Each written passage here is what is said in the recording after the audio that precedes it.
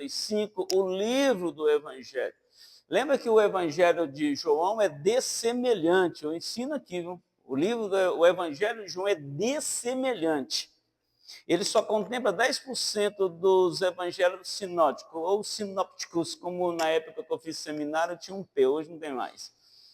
Então, Mateus, Marcos e Lucas, eles são muito parecidos. Porém, quando você chega no tal de João, não tem nada a ver, contempla muito pouco. Por isso que 90% do Evangelho de João não é contemplado em Mateus, Marcos e Lucas. Por isso que ele é dessemelhante.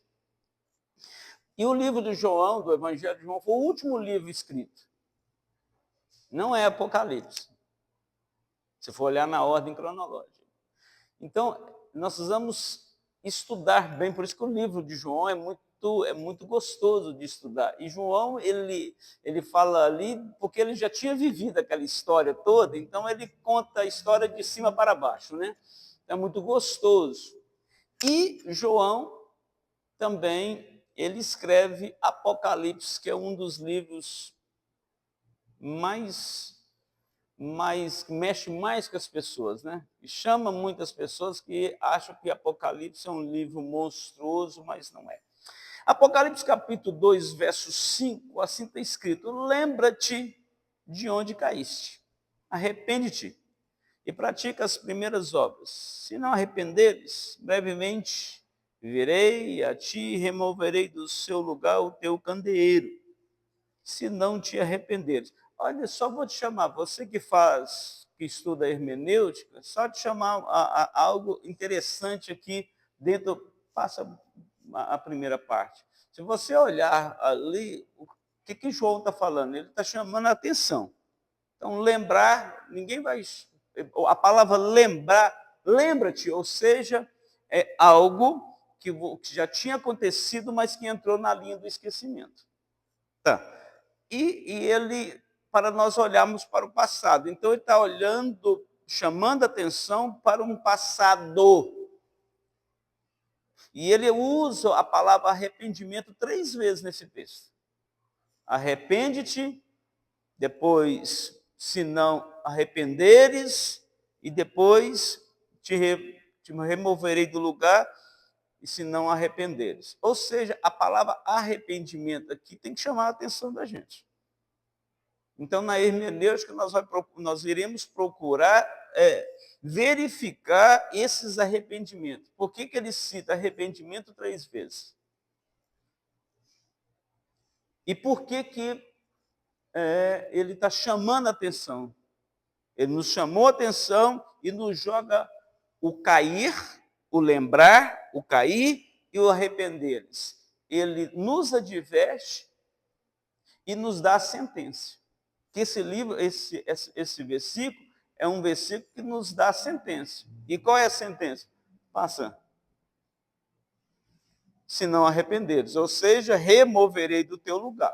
Ou seja, ele já está sentenciando. Pai Santo, fale conosco nesta noite. Fale. Eu não tenho nada a oferecer a esse povo. Absolutamente nada. Nada que possa, meu Deus, mudar a realidade de ninguém. Mas eu peço ao Senhor que o Senhor possa instrumentalizar-me, ajudar-me, para que eu possa pregar essa palavra, meu Deus, munido do teu Espírito e da tua palavra, da inspiração do teu Espírito Santo, porque eu dependo do teu Espírito Santo. Eu dependo do teu Espírito Santo. Ajude-nos, fortalece-nos, guia-nos e derrama as ricas bênçãos dos céus sobre as nossas vidas. Assim pedimos, assim te agradecemos em nome de Jesus. Éfeso, a igreja que perdeu a capacidade de amar Jesus. Irmãos, e isso deve nos chamar a atenção, que está dentro do contexto. Tem muitos crentes que você olha, permanecem fiéis. São cumpridores. São. Qual é a grande dificuldade? Que perdeu a capacidade de amar Jesus. São fiéis, mas não gostam de cultuar. São fiéis, mas têm dificuldade de vir para a igreja. São fiéis, mas não têm dificuldade de orar. São fiéis, mas têm dificuldade de ler a Bíblia.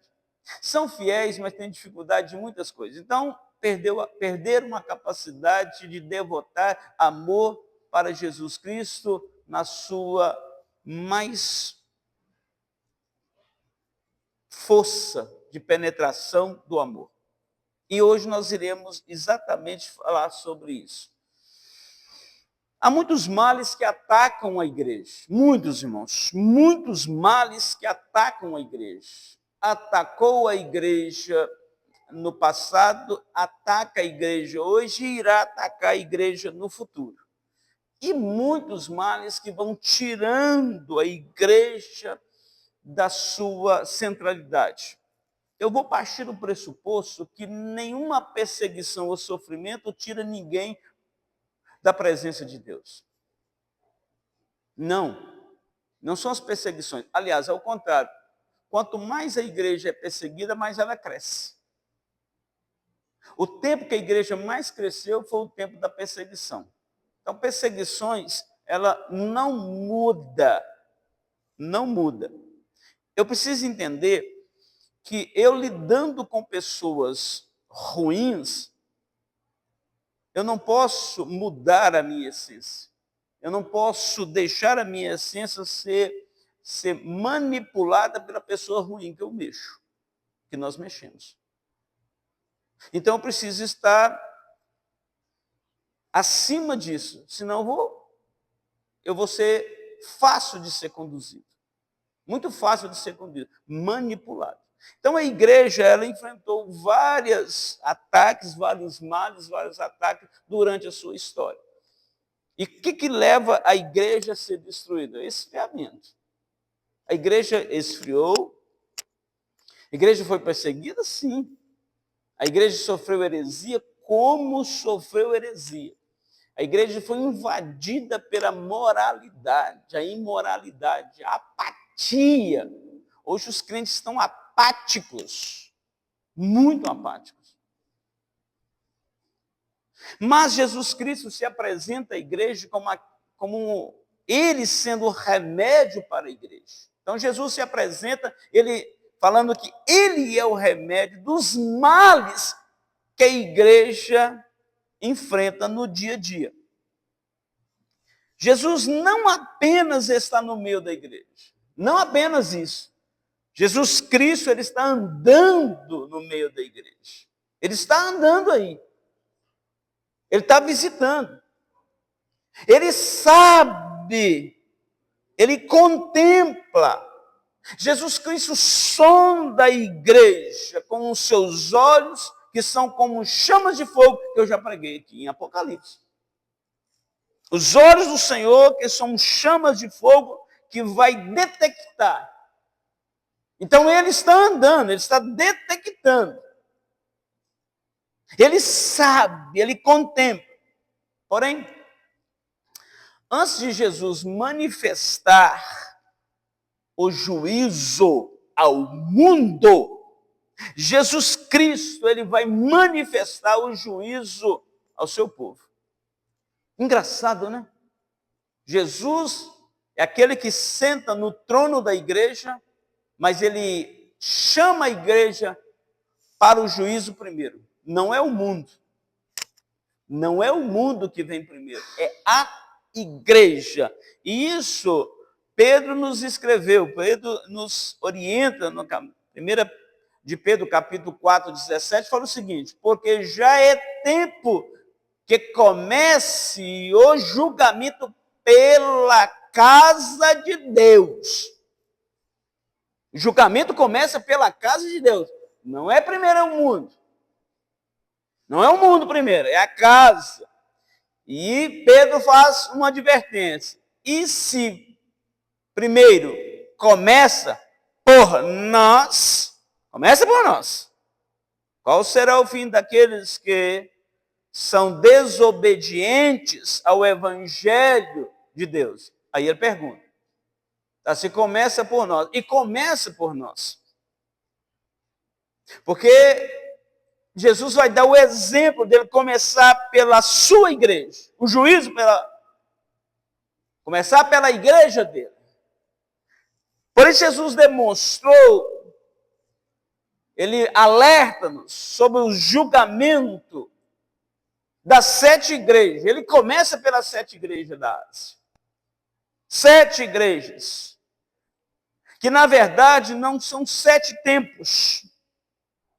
Na verdade, as 7 igrejas são representando hoje nós. Nós temos parte nas 7 igrejas da Ásia. Umas com elogio, outros com elogio e críticas, outras só com crítica. Ali, as 7 igrejas somos nós. As 7 igrejas nos representam, ou nós representamos elas. Quais são elas? Éfeso, Esmirna, Pérgamo, que eu vou pregar sobre elas, Tiatira, Sardes, Filadélfia e Laodiceia. Então, antes de mostrar ao mundo o julgamento, Jesus vai mostrar para a sua igreja. E ele começa pela igreja, tratando a igreja de Éfeso. A igreja de Éfeso era uma igreja rica, poderosa. Era uma igreja, era uma cidade que tinha mais de 200 mil habitantes. Então, naquela época, era uma cidade grande, 200 mil habitantes. E a igreja estava instalada ali naquela cidade. Uma cidade com cultura grega, com ensinamento grego. Éfeso era conhecida como a porta do martírio. E por quê? Porque do porto de Éfeso embarcavam os cristãos para deslocarem para Roma, para serem oferecidos no Coliseu de Roma. Era a porta dos mártires. Em Éfeso também tinha um culto à deusa Diana, que o povo de Éfeso reverenciava essa deusa. E no templo da deusa Diana tinha aproximadamente 1000 sacerdotisas que ofereciam de tudo para os seus convidados. E o de tudo aqui é tudo mesmo. E a população ia de maneira feroz e veloz atrás. Então o culto a essa deusa Diana, todo mundo conhecia, todo mundo queria participar. Bom, a igreja de Éfeso, nos seus primórdios, foi pastoreada por 3 grandes homens. Timóteo, Paulo e João. Esses 3 grandes homens, eles tiveram uma oportunidade de pastorear a igreja na sua primeira geração de crentes. Presta bem atenção no que eu vou te falar. A primeira geração. Então, todos eles receberam o ensinamento de Paulo, receberam o ensinamento de Timóteo, receberam o ensinamento de João, o evangelista. Passa-se a primeira geração. Na segunda geração, 40 anos, porque 40 anos na história não é nada. É uma poeira. 40 anos depois, já na segunda geração de crentes, a igreja ainda permanecia fiel na doutrina. Porém, havia esfriado o amor. Sempre tem um porém, né? A igreja permanecia, mas também, olha a envergadura dos pastores. Paulo, Timóteo e João. 40 anos, já na segunda geração. Essa igreja ainda permanecia fiel na doutrina. Observava a doutrina. Porém, ela havia esfriado o seu amor. a respeito de Jesus Cristo. Então, a 7 igreja, escrita por João em Apocalipse, tem essa visão de elogio, crítica, reprovação. E se você analisar, olhar as 7 igrejas, você vai ver que 2 só receberam elogio. Filadélfia e Esmirna. Só receberam elogio. Elas foram contempladas com elogio, por causa da sua fidelidade. 4 igrejas receberam elogios e críticas. Éfeso, que recebeu elogio e crítica. Pérgamo, que nós vamos falar. Tiatira e Sardes. Então era um misto de elogio e crítica. Somente a igreja de Laodiceia só recebeu críticas. Queridos, Jesus Cristo, ele conhece profundamente cada detalhe da sua igreja. Cada detalhe. Por mais simples que seja, Jesus conhece. Jesus conhece se estamos profundos ou se estamos rasos. Se somos dele ou se não somos, das nossas dúvidas, dos nossos porquês. Jesus conhece tudo. Jesus nos conhece profundamente, muito mais do que nós mesmos. Por isso que ele anda no meio das igrejas. Jesus conhece os nossos corredores claros e conhece também os nossos corredores escuros. Jesus conhece o que está escondido no baú da nossa alma, trancado com os cadeados, acorrentados. Que nós tentamos e lutamos colocando esse sofrimento, esses pecados lá no fundo do baú, para que ninguém possa mexer ou ver. Jesus conhece profundamente. Ele conhece a razão do meu ser. Ele conhece o que eu estou pensando. Antes mesmo de o pensamento povoar na nossa mente, Jesus já sabe, porque ele conhece os corredores claros, os corredores escuros. Jesus conhece a obra da igreja. Jesus conhece o nível espiritual. Ele sabe o nível espiritual que você está. Ele sabe o que você está fazendo. Ele sabe o que você fez ontem. Ele sabe o que você fez hoje. Ele sabe se você ora ou não. Ele sabe se você lê ou não. Ele sabe do seu coração. Ele conhece. Podemos até tentar enganar nós mesmos. Podemos enganar as pessoas, mas não Deus. Ele conhece. Por que Jesus conhece a sua igreja? Porque a igreja é dele. E se eu sou ovelha do seu pasto, ele conhece o nível espiritual de cada igreja, cada ovelha do seu pasto. Ele conhece. Ele sabe o que você está enfrentando. Ele sabe da sua fraqueza. Ele sabe da sua vulnerabilidade. Ele conhece os seus pensamentos. Ele sabe do seu sofrimento. Ele sabe dos seus traumas. Ele sabe tudo, exatamente tudo. O que você gosta, o que você não gosta, ele conhece você. Ele conhece você pessoalmente. Ele conhece e sabe tudo. Quem realmente somos. Não é quem eu falo que sou. É quem eu sou verdadeiramente. Ele conhece quem sou eu. Ele sabe quem é você, verdadeiramente, por detrás das cortinas.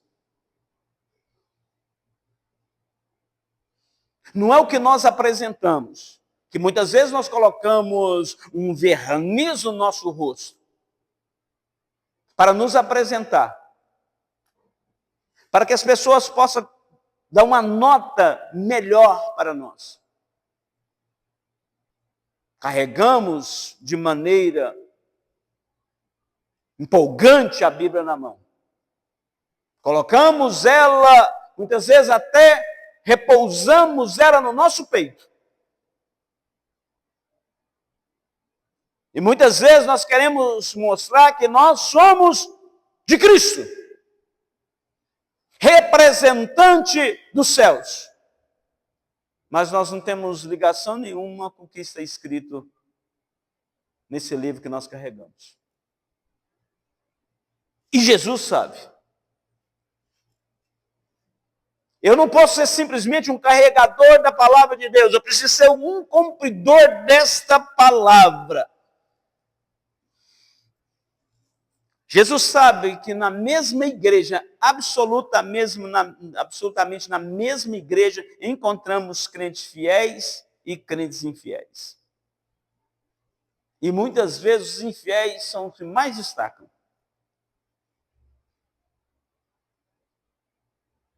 O que mais está nos holofotes. É o que mais demonstram santidade. O que mais que olha de cima para baixo. E Jesus conhece tudo. Posto isso, vamos trilhar nas entranhas da igreja de Éfeso. Permaneça com suas Bíblias abertas e confere que se eu estou pregando seja bíblico.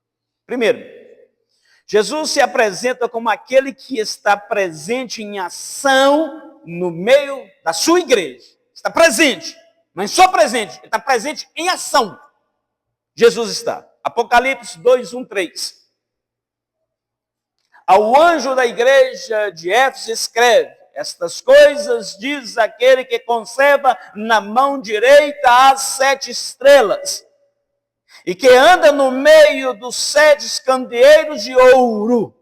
Ele anda? Ah, ele anda.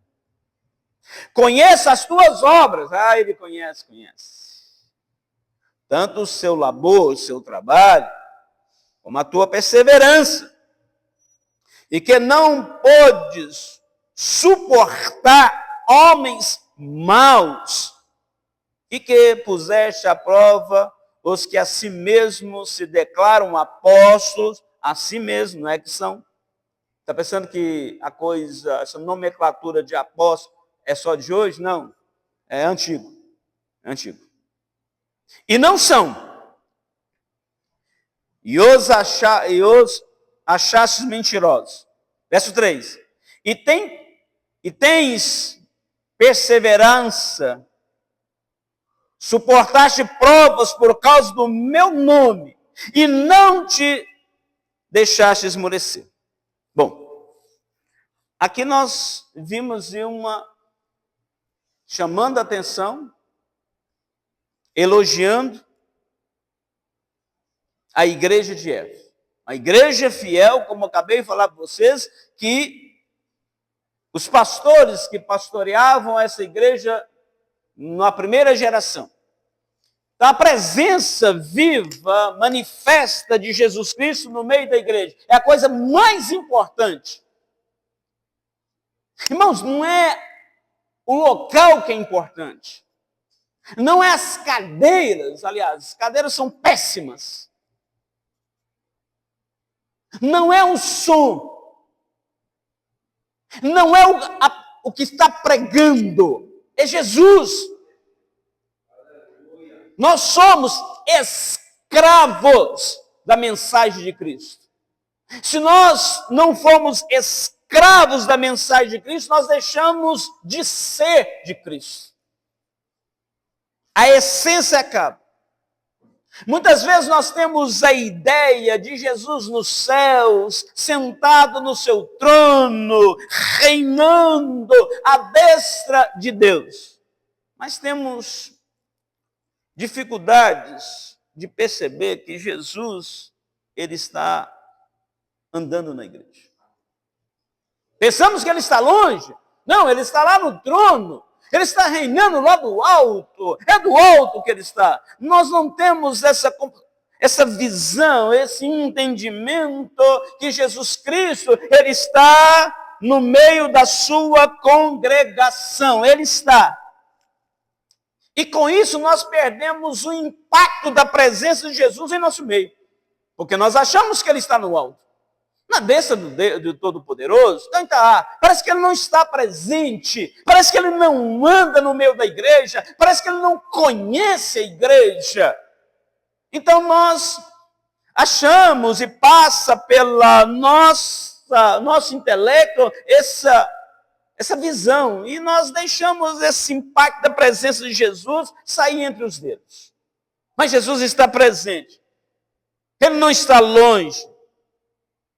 Nós não podemos perder o senso da glória. Cristo está aqui, Ele está presente no nosso meio. O noivo está aqui. O noivo não só está presente, ele conhece, ele sonda os nossos corações, ele anda no meio da igreja, ele encoraja a igreja, ele repreende a igreja e ele chama a igreja ao arrependimento. É uma mensagem de arrependimento que parece que não pode ser pregada nos dias de hoje. Parece que ficamos engasgados. Queremos abaixar o tom. Não, arrependimento não. A igreja de Éfeso, ela estava cercada de perseguições. Era perseguida. E ela enfrentava falsos profetas. Irmãos, o mal da igreja hoje são esse falso ensinamento.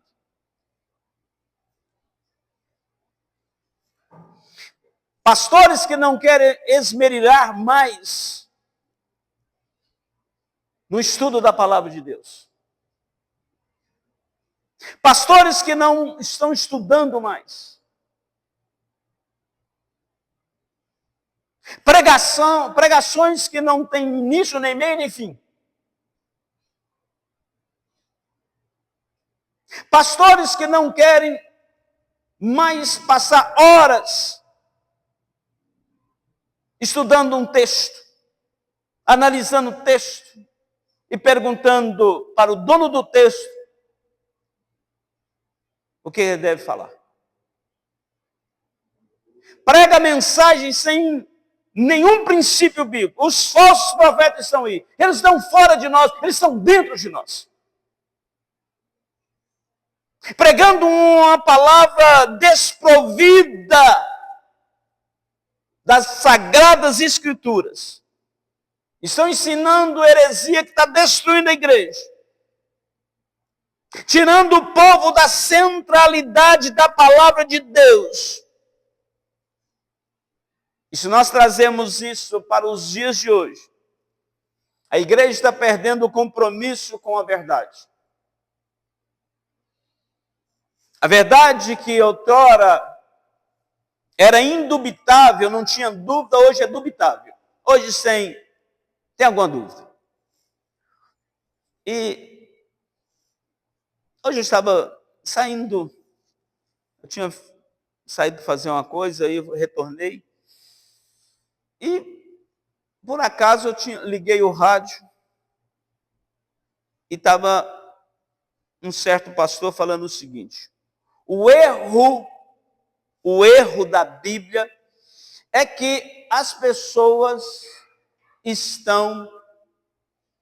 que foram ensinadas em certas escolas, e ele citou algumas escolas de teologia, e eu fiquei com meus botões. Não é para ele falar que é o erro da escola, por que ele usou o erro da Bíblia? Sempre que a Bíblia é inerrante. Ou seja, ele parte de um princípio errado, porque a Bíblia é inerrante. Ela não erra, e ele partiu por esse princípio, o erro da Bíblia. A Bíblia não erra. Então, as pessoas hoje estão sem compromisso com essa verdade. As pessoas hoje estão com nojo do ensino da palavra de Deus. Com nojo. Estão vomitando a verdade. Estão vomitando a palavra de Deus. E quando você vomita a palavra de Deus, você está vomitando o próprio Cristo. É muito nojinho. Isso não pode pregar, não. Rejeitar, meus irmãos, a palavra de Deus é rejeitar o próprio Cristo. Quem rejeita Cristo, quem rejeita a sua palavra, está rejeitando Cristo. E quem rejeita Cristo, rejeita a salvação. É muito nojo dessa palavra. Então não pode. Eu tenho que olhar para mim. Essa mensagem é muito agressiva. Então passamos agora a não pregar porque recebemos críticas. O apontar de dedos. Nós temos medo de ficar sozinhos e por isso que nós estamos nos calando. O medo de ficar só está amordaçando a nossa boca. Eu quero o povo. Mas se ouvir uma certa mensagem, o povo sai. Então eu não falo para ter o povo. Ou seja, eu prefiro a multidão que o próprio Deus. Estamos vivendo essa geração sem compromisso com a palavra de Deus. Irmão, só a palavra de Deus pode dissipar as heresias. Heresias dissimuladas, fingidas, ensinadas por falsos mestres. E muitas vezes dentro da própria igreja. Coração que não são ensináveis. Falsos ensinamentos são um veneno que mata. A 7 igreja da Ásia está aí para contar história. Falsos ensinamentos. Mata a igreja. Destrói princípios. E muitas igrejas estão morrendo. E muitos irmãos estão morrendo. Porque abandonaram a verdade. Hoje a mensagem não é fundamentada mais nas verdades bíblicas. E toda, escuta bem o que eu vou te falar. Toda mensagem, todas elas, sem princípio bíblico, é amaldiçoada. Quem fala isso? A Bíblia. Anátema. Toda mensagem que não tem o princípio da verdade, ela é amaldiçoada. Porque não cumpriu o propósito. Não foi verdade. Nós não podemos negociar a verdade. Verdade de Deus não pode ser negociada. Nós não podemos alterar essa verdade. Nós vamos pregar essa verdade, os conceitos absolutos desta palavra. Mas hoje a preguiça mental é grande. É uma preguiça muito grande. E essa preguiça está fazendo com que os crentes engolem, está engolindo tudo que está oferecido, tudo que está sendo oferecido. Porque nós estamos perdendo a capacidade de examinar as Escrituras. Porque eu não conheço mais nada. Gente, se eu não conheço o caminho, qualquer caminho que me oferecer é esse caminho. Se eu não conheço. Se você está perdido, se alguém fala assim, é por aqui, você vai. Você não conhece. Se o crente não sabe o caminho dos céus, qualquer caminho, mesmo que desemboca no inferno, ele vai andar. Porque não examina as Escrituras. Porque tem nojinho das Escrituras. Porque não quer vir aprender da palavra de Deus. Não quer escutar a palavra de Deus. Por isso que estão engolindo tudo que está oferecido, está sendo oferecido em nome de Deus, sem ser de Deus.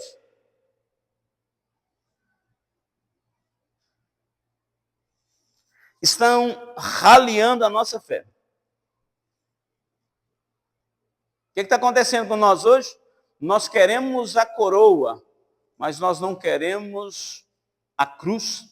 Ah, eu quero sim. Eu quero a salvação, o que eu não quero é Cristo. Eu não quero Cristo, eu quero a salvação que Ele lá na cruz providenciou para mim. Eu quero a salvação, não quero me converter a Cristo. Eu quero viver do jeito que eu quero, mas eu quero a salvação.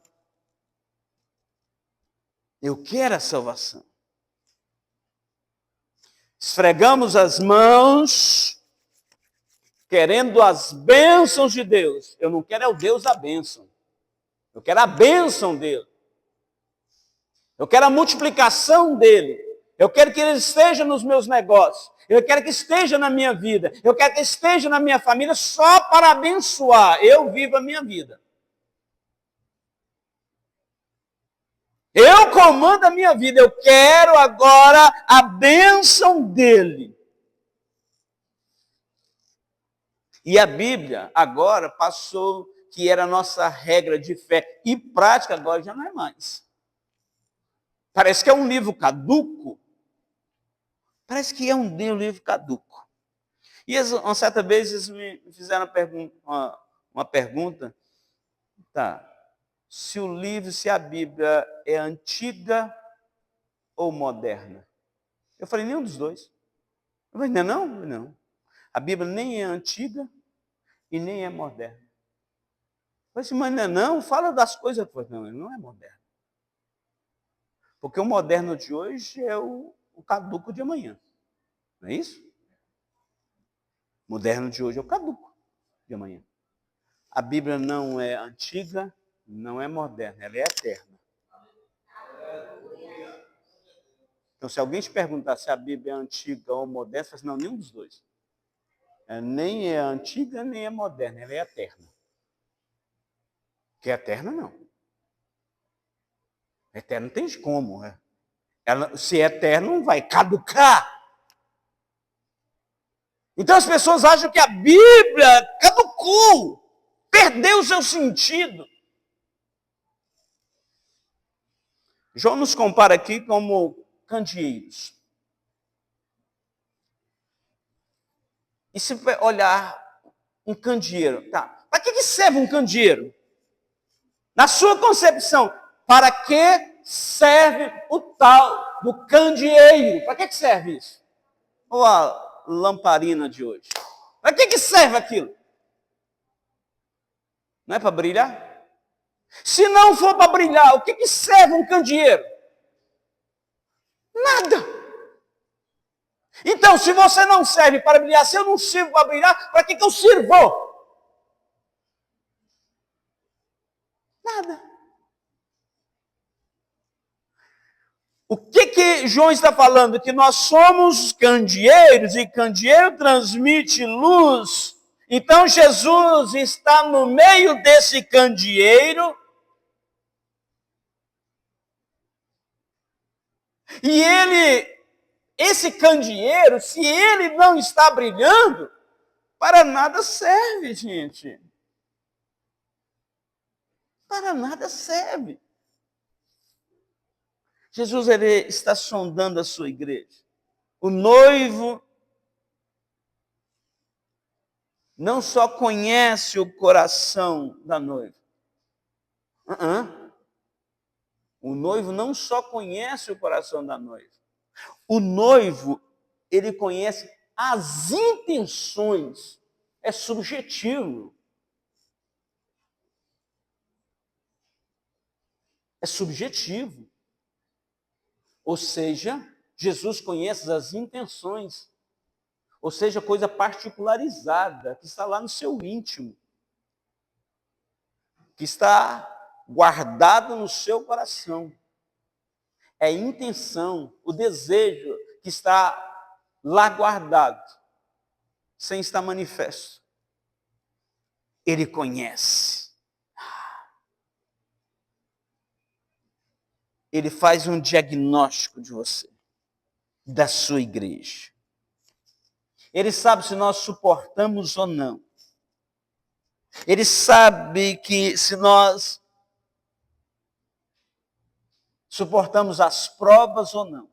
Aqui João está falando que a igreja suportou as provas sem esmorecer, sem perder o seu princípio.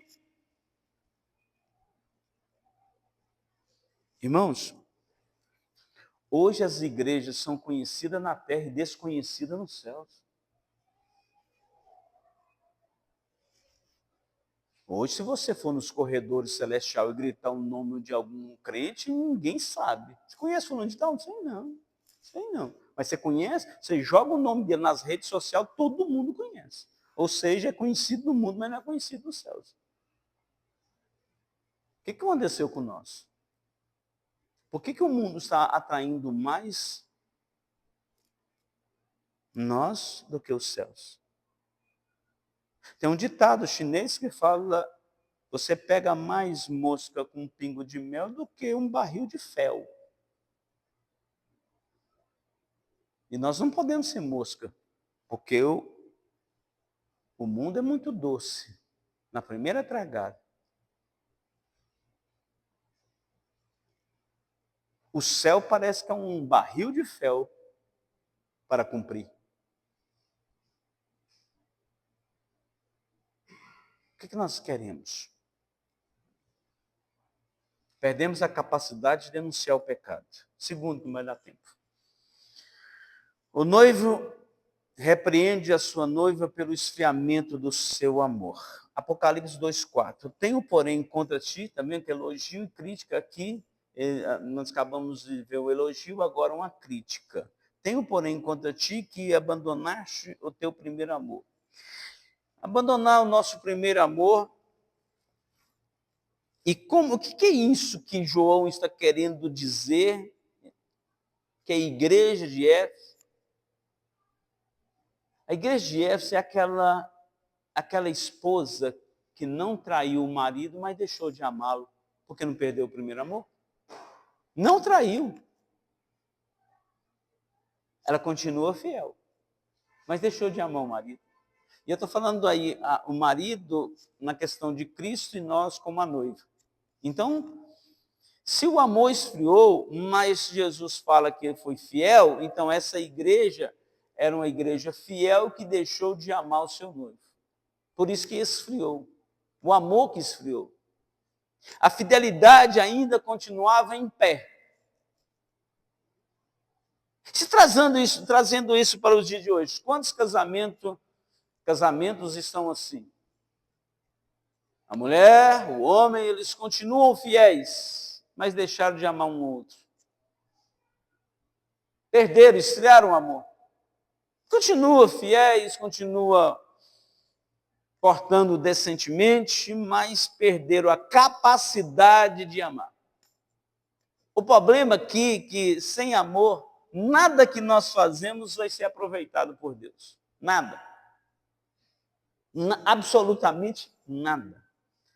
Olha o que está escrito na primeira carta de Coríntios, capítulo 13, 2, 3. Ainda que eu tenha o dom de profetizar, profeta, e conheça todos os mistérios, camarada inteligente, toda a ciência, capacitado.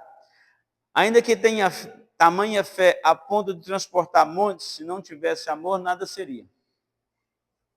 Então,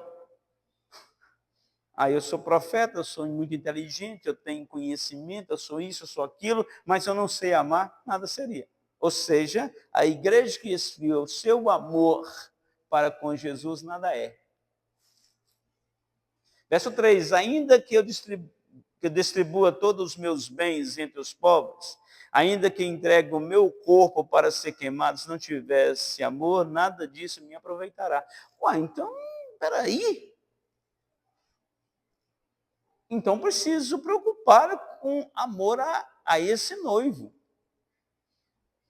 Eu não posso perder a minha capacidade de amar. As nossas obras sem amor são desvalorizadas, tornaram-se inúteis. Hoje nós temos muitos crentes que são fiéis, mas não amam mais Deus, nem a obra de Deus.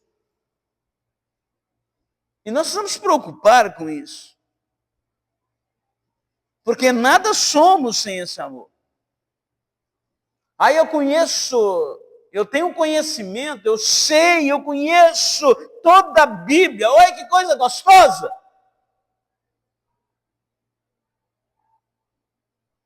Mas eu não tenho amor pelo meu noivo. Tá.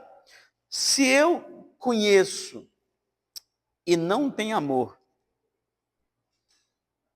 eu sou semelhante aos fariseus. Conhecia muito, praticava pouco. Por mais que essa palavra vai nos impactar, de olhar para dentro de você e encontrar um fariseu e não um cristão. A capa aqui, o rosto aqui está escrito cristão. O coração está tatuado o nome de fariseu.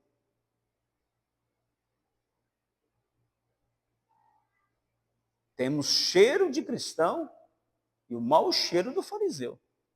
Lá dentro, encoberto, igualzinho um sepulcro caiado. Ninguém sente. Ninguém sente, porque está lacrado. Mas estampa para você ver se o fariseu não sai. Abra um buraquinho. Se o fariseu lá dentro não solta o seu mau cheiro. Ou seja, eu preciso ser cristão lá dentro. Amar a Cristo. E João está nos chamando, deixaste esse primeiro amor. Terceiro. O noivo oferece à sua noiva a chance de recomeçar. Vamos recomeçar. Apocalipse 2,5. Lembra-te, pois, de onde caíste, e arrepende e volta à prática das primeiras obras. E, se não, venho a ti e removerei do teu lugar o candeeiro. Caso não te arrependas. Então, a igreja de Efésio aqui, João estava advertindo, através de João, a mensagem de Cristo, a igreja arrepender e voltar às práticas, às boas práticas. Aí, o que João fala? Lembra onde caíste. Irmão, se nós não pacificar o nosso passado, é difícil você ter um presente. Não adianta. Se o seu passado não é pacificado, ele é presente, mesmo que você deixou de praticar. Se você não pacificou. Tem que pacificar.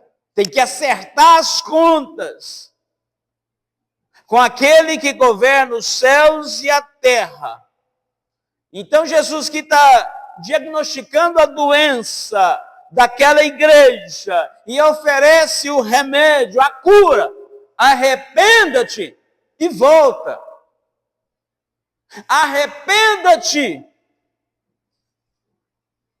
Tá, qual que é a diferença de Pedro com Judas? Até quinta-feira eu falei, Judas não completou o ciclo do arrependimento. Tristeza, contrição e retorno, né? O que é a contrição? Tá, eu caí em si. Eu errei. Tomei conhecimento. Eu preciso ter essa contrição, que é a tristeza profunda de ter cometido o pecado e voltar para Cristo. O que aconteceu com Pedro? Sentiu o pecado, contrição, voltou para Cristo, fechou o ciclo, completou o ciclo do arrependimento. Os 3 princípios foram cumpridos. Judas, ficou sabendo, teve conhecimento do seu erro? Teve. Teve contrição? Teve. Retornou? Não. Não fechou o ciclo do arrependimento. Esquece, é remorso. Arrependimento é só quando fecha o ciclo do arrependimento. Se não fechou o ciclo do arrependimento, não é arrependimento, é remorso. Eu preciso voltar para Cristo. Voltar para Jesus sem arrependimento é emoção. Arrependimento é decisão, é atitude. Ter atitude. Irmão, não adianta choro. Choro não comove Deus. Ah, Senhor. Isso não comove Deus, não. O que comove Deus é mudança. Choro não. Sabe por que choro não comove Deus? Ele lê as entranhas do nosso coração. Ele sabe. Choro comove quem não conhece as entranhas, meu irmão. Ele conhece. Mas tem pessoa que chora verdadeiramente? Sim, claro. Mas Deus olha para lá, a Gênesis, o início. O que está por detrás do choro. Deus, Ele conhece, não adianta. Gente, o filho pródigo, ele não só lembrou da casa do pai, ele fez o quê? Voltou, por isso está, lembra-te de onde caíste. Mas não é só lembrar. Ai, eu lembro, eu cometi isso. Poxa, que legal, você vai para o inferno lembrando também. É voltar para a casa do pai. Tem que voltar para os braços do Senhor. Só a lembrança do seu pecado não é arrependimento, é remorso. Eu estou tão triste. Por que você está triste? Eu fiz isso, sim. Você está só triste. Arrependeu? Não, arrependeu. É só um remorso, sim. Que os dias você vai parar. Arrepender é dar meia volta. É voltar para os braços de Cristo. É mudança. É de novo direcionamento. É deixar o pecado. É romper com aquilo que entristece Deus. Rompe. Pastor, mas é difícil. Se fosse fácil, todo mundo fazia. Conseguia fazer. Mas por que não consegue fazer? Porque não é fácil. A falta de arrependimento apaga a luz do Espírito Santo, a chama do Espírito Santo em nossos corações. Luke fala que arrependimento é o vômito do pecado. Do pecado. Precisamos vomitar isso. O que está te atrapalhando você servir a Cristo? Aqui é uma advertência solene. Se não me arrepender, eu vou te tirar do seu lugar. Mas Deus não tira. Não tira? Deus vai me tirar. Não, Ele é cheio de compaixão. Meu irmão, eu converti em 1981. A maioria do pessoal que nem nascido era. Quando eu converti. 1981. Eu já vi muitos irmãos brilhando e apagando. Eu tive muitos companheiros que andaram comigo e estão na glória, e outros que não estão aqui, não estão na glória.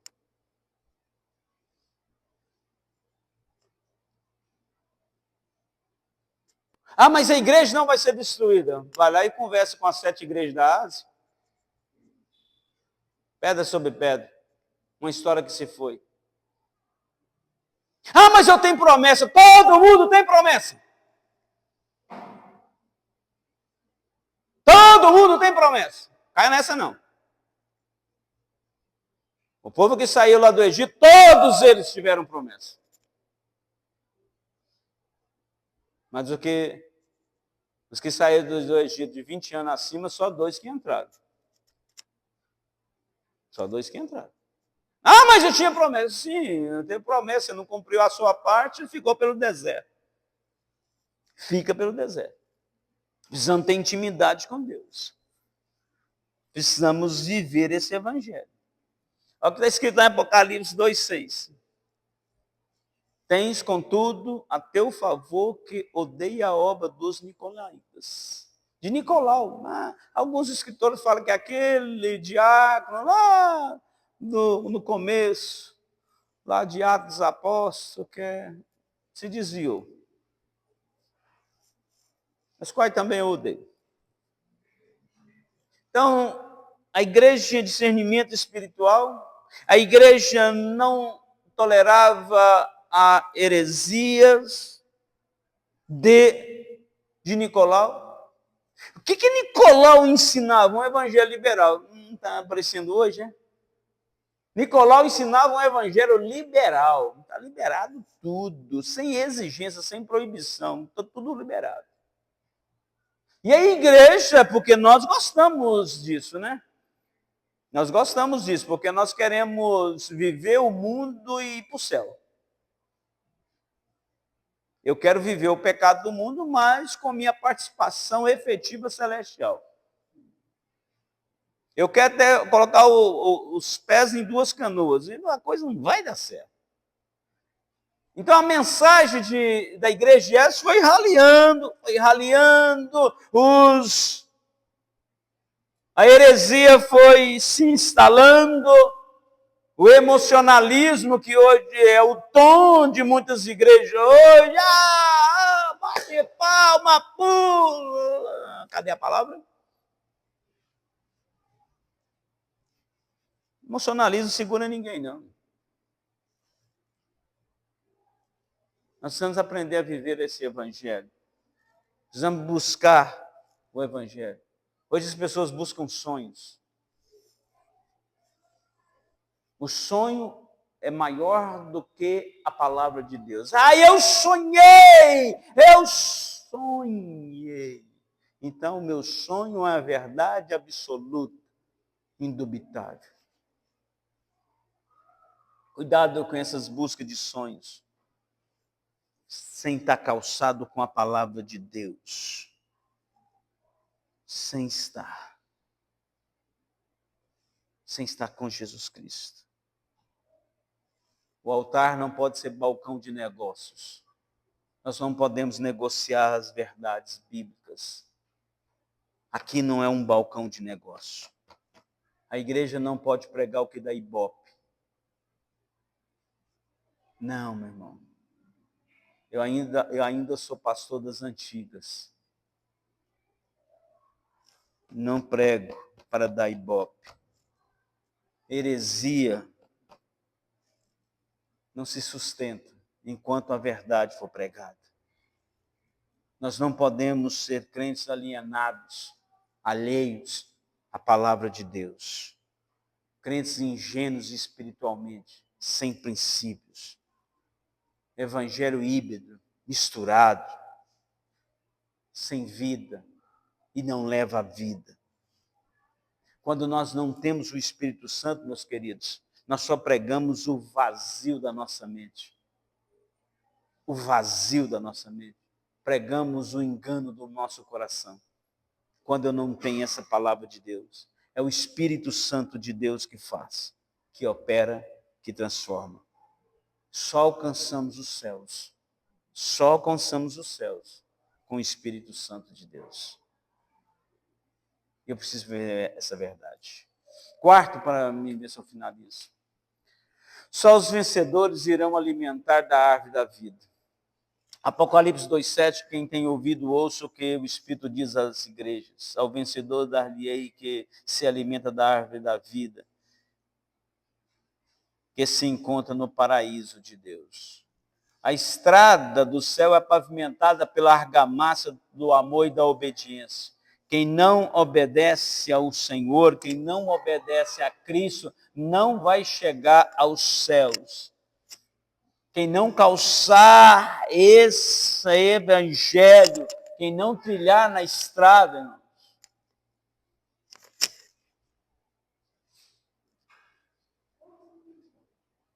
irmãos, sabe o que vai ter mais no inferno?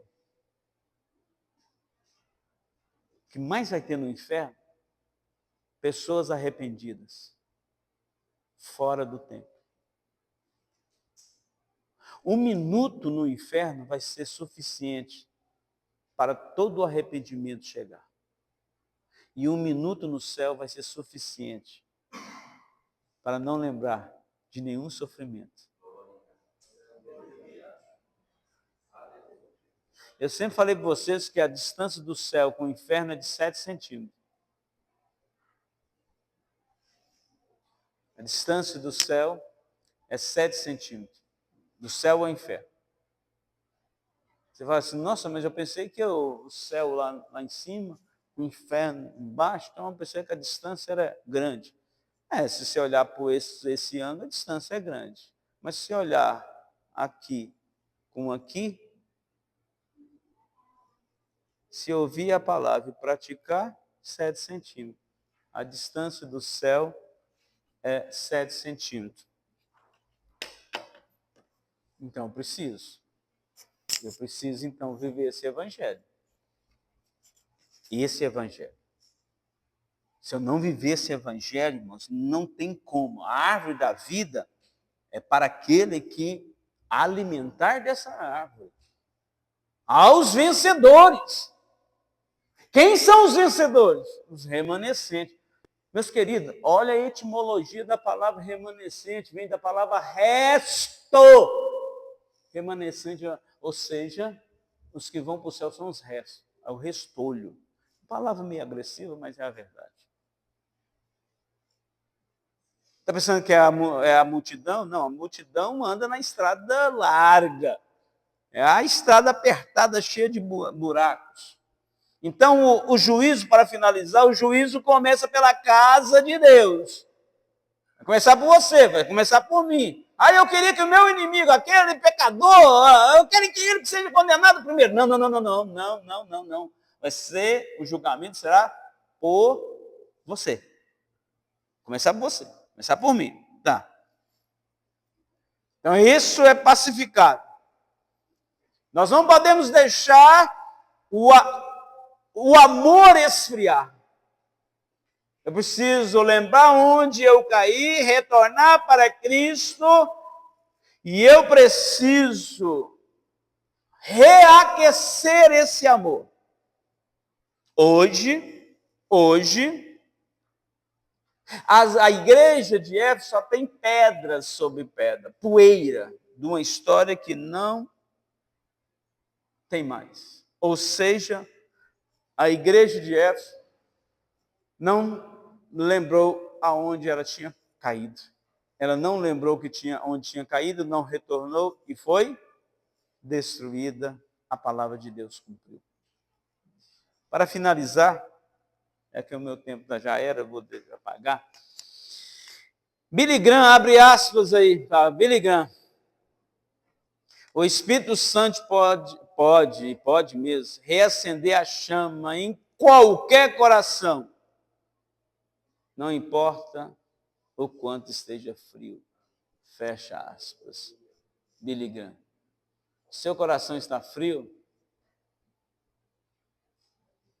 É a presença de Deus que aquece os corações. Bendito Deus. Somos gratos pela tua bondade, teu amor, teu cuidado. Somos gratos